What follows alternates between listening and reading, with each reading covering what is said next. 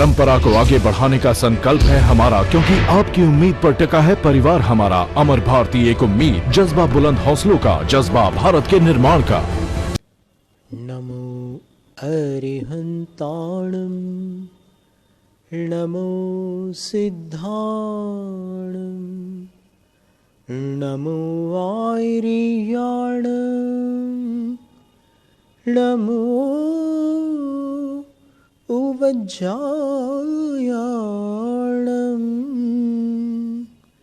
नमो लोय सवसाहूणम्।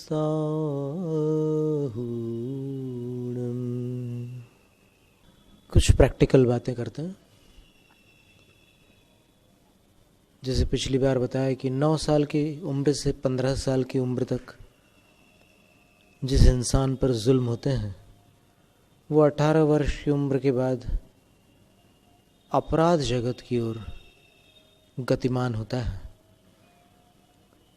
और उसको यदि हमदर्दी मिल जाए, कोई सत्संगति मिल जाए, कोई अच्छा साथ मिल जाए, तो वो सज्जन भी बन सकता है। क्योंकि जन्मजात कोई भी कातिल नहीं होता। ये human psychology, human behaviour, emotional intelligence, ये कुछ ऐसे क्षेत्र हैं, कुछ ऐसे अध्ययन के स्थान हैं जिनकी जानकारी न होने के कारण प्राय जीवन में कड़वाहट का अनुभव होता है। और फिर धर्म की शरण में जो आते हैं, वो उस धर्मानुष्ठान के बदले ये चाहते हैं कि हमें कुछ सुकून मिले, कुछ जीवन में तसल्ली मिले, कुछ महत्व मिले, कुछ लोग हमारे साथ अच्छा बर्ताव करें, हमारी आर्थिक स्थिति सुधरे, परेशानियां कम हों, जो हमें पैसे लौटाने हैं उसको लौटाने की क्षमता आ जाए, अथवा जो हमें पैसे नहीं लौटा रहे हैं वो हमें हमारे पैसे लौटा दें, हमारा स्वास्थ्य सुधर जाए, कुछ साध्य बीमारियां, कुछ असाध्य बीमारियां जो हमें सताती हैं, उनसे हमें छुटकारा मिल जाए और मन की शांति मिले। कुछ बड़ी बेचैनी है, कोई भी कुछ भी बोल के चला जाता है, कभी हम ही खुद कुछ गुस्से में बोल जाते हैं, बाद में पछताते रह जाते हैं, लेकिन बोल जाने के बाद फिर उसको वापस लेना भी मुश्किल होता है। और जो उसका असर पड़ चुका है उसको हटाना तो लगभग असंभव जैसा हो जाता है। ऐसी स्थिति में वो भी धर्म करके यही चाहते हैं कि कुछ अंदर संतुलन आ जाए, थोड़ी सी शांति मिल जाए, या कुछ सुख मिल जाए, कुछ कमियां हैं जीवन में उनकी पूर्ति हो जाए। ऐसी तमन्नाएं सबके मन में रहती है। और जो ज्ञान की बातें करते हैं और जिनको ऐसा लगता है कि हम तो सारे जगत की व्यवस्था जान गए हैं, इसलिए अब हमें कोई आकुलता नहीं है, हमें कोई दुखी नहीं कर सकता, उनको भी भूख प्यास सताती है। और भोजन में अगर कोई प्रतिकूल वस्तु आ जाती है, कोई नापसंद चीज़ आ जाती है, तो उतने समय के लिए उनका ज्ञान विलुप्त हो जाता है और उनके अंदर वही कषाय जागृत हो जाती है, उनका संतुलन बिगड़ जाता है। और शब्दों में अगर कोई उनका अपमान हो जाए, या उनकी बातों की अवहेलना हो जाए, या और कोई भी ऐसी स्थिति बन जाए, तो उनकी मनोदशा, उनकी मानसिकता विकृत हो जाती है। कहने का तात्पर्य ये है कि चाहे अपने आप को अज्ञानी समझने वाला मनुष्य हो या अपने आप को ज्ञानी समझने वाला, इन दोनों से अलग श्रेणी होती है एक सच्चे ज्ञानी की। ये सब परेशान रहने वाले लोग हैं। और ऐसा नहीं है कि सच्चा ज्ञानी कभी बेचैन न होता हो, उसकी अपने दर्जे की अलग तरह की बेचैनी हो सकती है। जैसे किसी को जानबूझकर नष्ट होता हुआ देखकर और सही रास्ता बताने पर भी न अपनाता हुआ देखकर उसके अंदर हल्की सी करुणा आती है और कुछ ऐसी पीड़ा भी होती है कि बेचारा समझदार होकर भी मझधार में डूबने जा रहा है। ठीक है, कौन किसको बाध्य कर सकता है? रावण जैसे विद्वान को कितनी बार समझाया गया, लेकिन ब्रह्मचारी श्रेयांश जी थे हमारे साथ छोटे से, उनके मुख से हमने वाक्य सुना था, हो सकता है किसी अन्य का हो। वो कहते थे कि मनुष्य समझाने से नहीं, समझने से समझता है। पहले तो बड़ा अजीब सा लगता था कि क्या शब्दों का खेल है, समझ समझ समझ, लेकिन फिर ऐसा लगा कि बात सच है कि समझाने से कोई नहीं समझता। जब वो खुद समझने का पुरुषार्थ करता है तभी उसकी बात समझ में आती है, और समझने के बाद फिर वो समझदार बनता है, तब तक मझधार में रहता है। तो ऐसी स्थिति में जो ज्ञानी है उनको किंचित पूर्व संस्कारवश, जो पहले संसार में ही तो थे और वही आदतें तो थी जो सबकी हैं, और वही ढंग थे, वही सोचने का तौर तरीका था, तो उसके कारण जो कमाया था उससे अभी छुटकारा तो मिला नहीं, अभी मुक्ति तो मिली नहीं है, अभी तो साधक है। तो फिर वो संस्कार जब उदय में आते हैं तब कुछ आता है उसका असर। कभी क्रोध आता है, अब क्रोध को दबाकर छिपाकर अपने आप को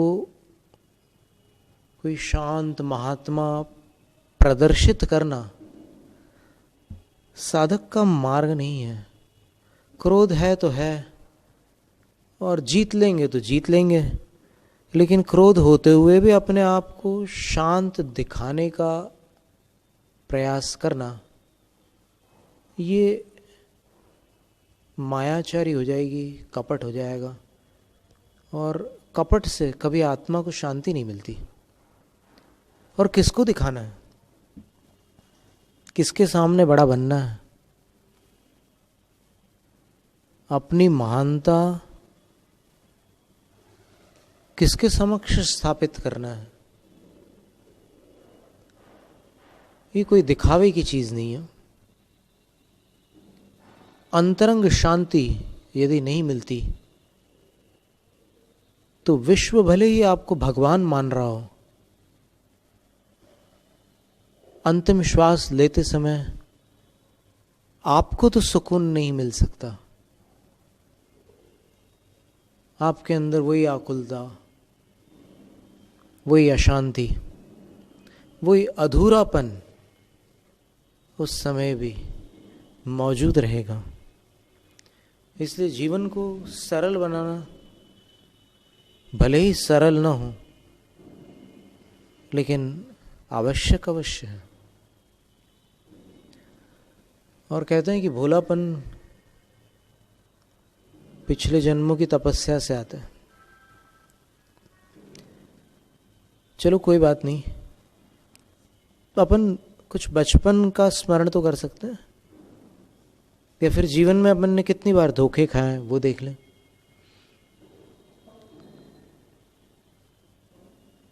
ज्यादा धोखे खाने वाला मंद बुद्धि है, ऐसी आम धारणा है। जो बार बार धोखा खाता है वो मंद बुद्धि है। पर एक संभावना ऐसी भी बनती है कि वो मंदबुद्धि ना होकर सरल बुद्धि हो। खैर ठीक है, रामायण में जब रामानंद सागर जी ने जो रामायण सीरियल बनाया उसमें एक प्रसंग आता है कि रावण द्वारा ठुकराया हुआ उन्हीं का कनिष्ठ भ्राता छोटा भाई विभीषण जब श्री राम की शरण में आते हैं तब वानरों में चिंता व्याप्त हो जाती है और जो बुद्धिशाली थे वो सब श्री राम से कहते हैं कि वो आ रहा है, कहता है कि आपकी शरण चाहता हूं, तो हम आपके पास आने दें उसको। शत्रु का भाई है और नीति कहती है कि शत्रु के व्यक्ति पर कभी विश्वास नहीं करना। जामवंत, सुग्रीव वगैरह सब जो बड़े बड़े दिग्गज थे वानरवंशी, वो श्री राम को सचेत करते हैं। फिर हनुमान जी भी वहां पर खड़े हुए थे, वो भी मन में विचार कर रहे थे कि ये लोग एक महापुरुष के सामने छोटा मुंह बड़ी बात कर रहे हैं। ये श्री राम को कर्तव्य का बोध करा रहे हैं। पर ठीक है, श्री राम भी उदार हृदय हैं और ये भी बाल हृदय हैं, दोनों अपना अपना काम कर रहे हैं। तो हनुमान जी देख रहे थे तमाशा और फिर हनुमान जी प्रतीक्षा कर रहे थे कि अब इतना सब होने के बाद श्री राम क्या उत्तर देते। तो श्री राम ने एक बड़ा सुंदर उत्तर दिया। जब उन्होंने कहा कि हे वीर, हे श्री राम, सावधान, शत्रु का भाई है, धोखा दे सकता है। श्री राम ने उत्तर दिया, धोखा देना पाप है, धोखा खाना पाप नहीं है। और मैं रघुवंशी हूं, एक क्षत्रिय हूं। शरणागत को लौटाना क्षत्रिय का धर्म नहीं है। यदि शत्रु भी मेरी शरण में आ जाए तो मैं उसको शरण दूंगा। ऐसे बड़े सुंदर सुंदर दृष्टांत प्राचीन जैन शास्त्रों में और हिंदू शास्त्रों में और अन्य भी विभिन्न शास्त्रों में देखने मिलते हैं। ये सब फेबल्स में भी बहुत सारे दृष्टांत आते हैं, अरेबियन नाइट्स में भी बहुत सारे दृष्टांत आते हैं, बाइबल में, कुरान में, विभिन्न धर्म ग्रंथों में अच्छाई की बात अवश्य मिलती है।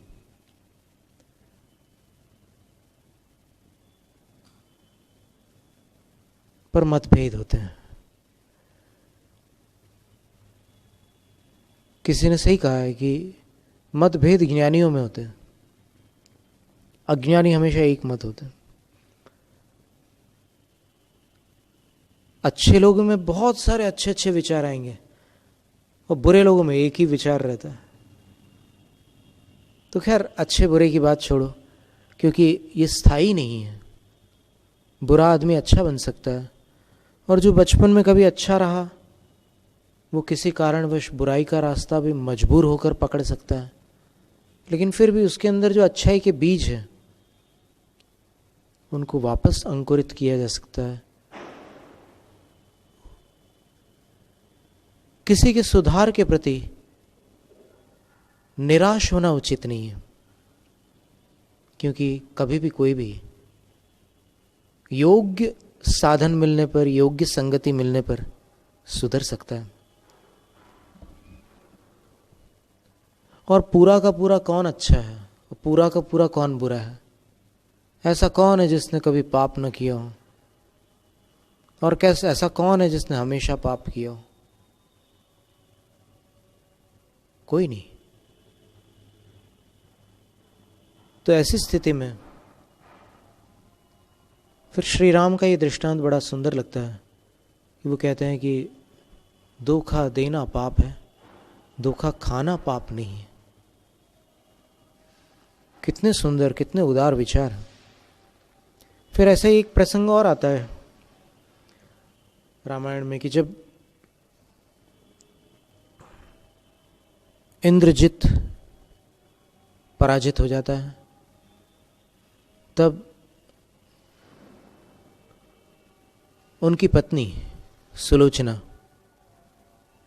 बड़े धूमधाम से रथ पर आरूढ़ होकर इस ओर आती है।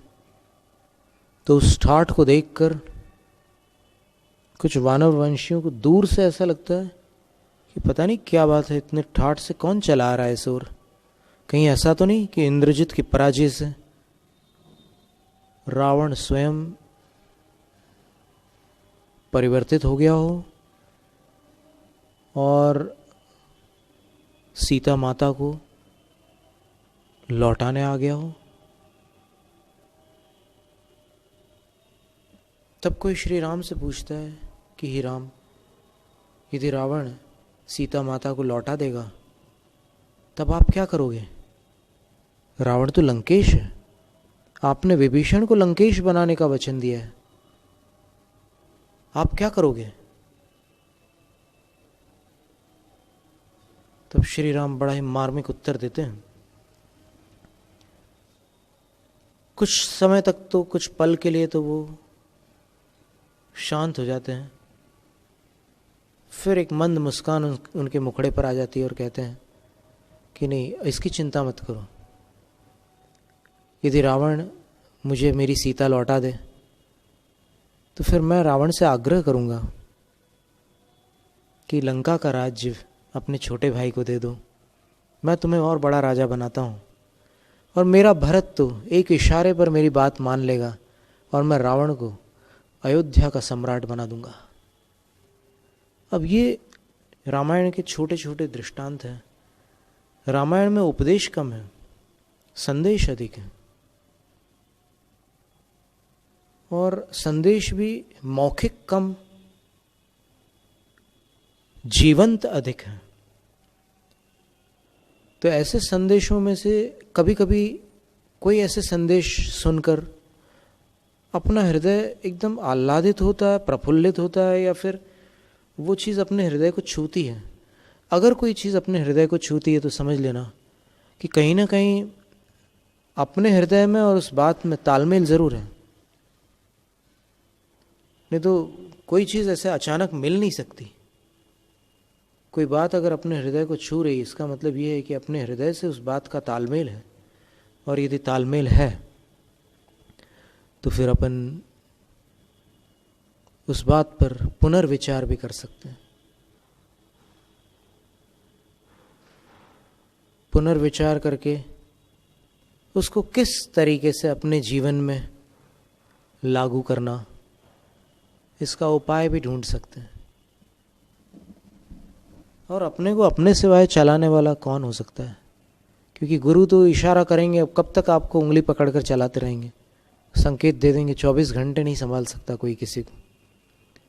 तो खुद का संभालने वाला बनना होगा, और फिर जीवन में जो धीरे धीरे कुछ परिवर्तन आएगा। विचार बदलने से जीवन बदलता है, और जीवन बदलने से जीव बदलता है, और जीवों के बदलने से दुनिया बदलती है। अभी बड़े जोश में सब लोग कह देते हैं कि नहीं, बदलाव आना चाहिए अब, पर बदलाव कहाँ से आना चाहिए, इसके बारे में क्या उत्तर है? इकाई कौन, where to start? Dale Carnegie कहते हैं कि वांट टू इम्प्रूव समबडी, आप किसी को सुधारना चाहते हैं,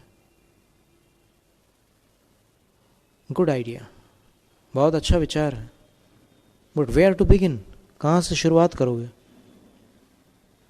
क्योंकि दूसरों को सुधारना बहुत खतरनाक है।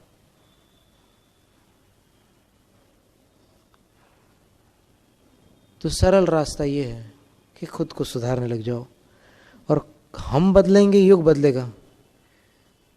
पंडित श्री राम शर्मा कहा करते थे ना, हम बदलेंगे युग बदलेगा। युग निर्माण योजना वाले, गायत्री मंत्र का प्रचार करने वाले कहा करते थे, हम लोग स्कूल से लौटते थे तो फिर चौथी पांचवी कक्षा में ऐसे वो पुल पर लिखा रहता था, हम बदलेंगे युग बदलेगा, सावधान युग बदल रहा है, ये सब पढ़ते थे, कुछ समझ में आता नहीं था, अब याद आता है। तो सही बात है कि हम बदलेंगे युग बदलेगा। तो इस तरह अभी भी कुछ बिगड़ा नहीं है,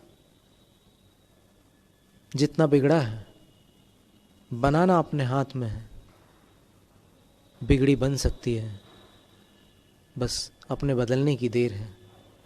जैनम जयतु शासनम, जैनम जयतु शासनम, जैनम जयतु शासनम।